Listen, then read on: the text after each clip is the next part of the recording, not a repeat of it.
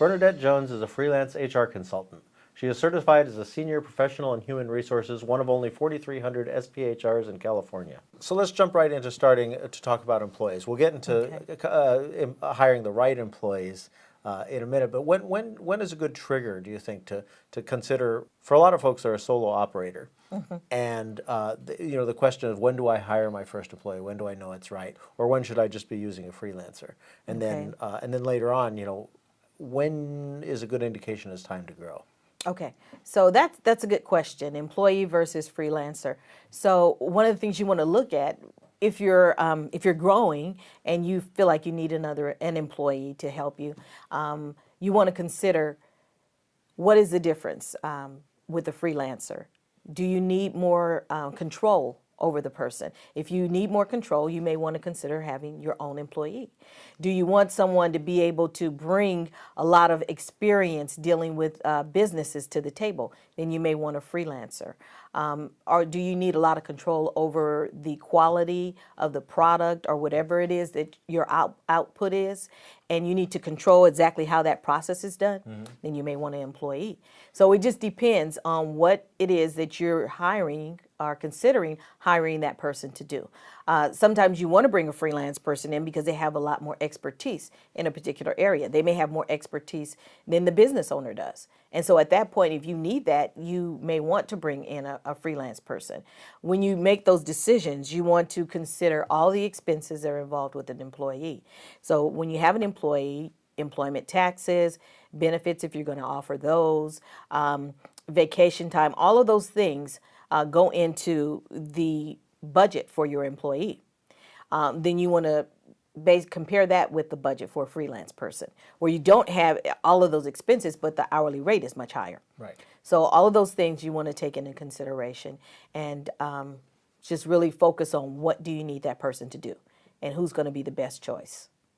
When you look at what the IRS considers a contractor versus what they consider an employee, a lot of people get themselves in trouble with this.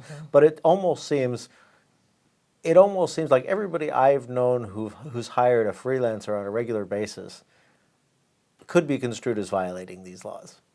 So it seems like there's what is actually practiced versus what the law says, and how does one think about that? Because it's like you can't tell them when to show up. Right. And that seems like kind of a ridiculous thing. If there's an appointment with a client, obviously they have, and you're hiring somebody to do it, they have to be there at a certain time. Right. So that's a good question, and they do have to be there at a certain time. So that's different from saying your work hours are 9 to 5.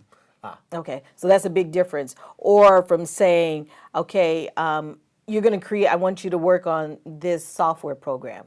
Okay, and then they go back to their office and they figure out what processes they're going to use to develop that software. If they're going to hire someone else to come in and help them, they figure all that out.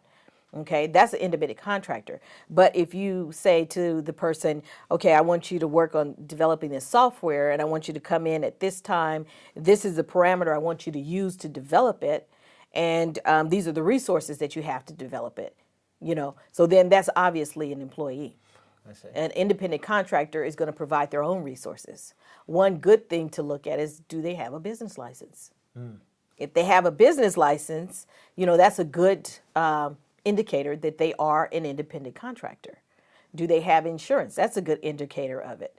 Versus someone that has no business license, they have no insurance, they have no other clients, you're their sole client, well, then it's obvious that they are an employee. And many times people will say, oh no, they're not an employee, but I'm your only client. So that's something that you want to look carefully at. There are checklists that you can actually use that will help you to see, okay, is this person an employee or are they an independent contractor? And actually, California Chamber of Commerce has, small businesses can join the California Chamber of Commerce, and they have an HR section on their website where you can download so many different forms. And one of those forms is independent contractor versus an employee.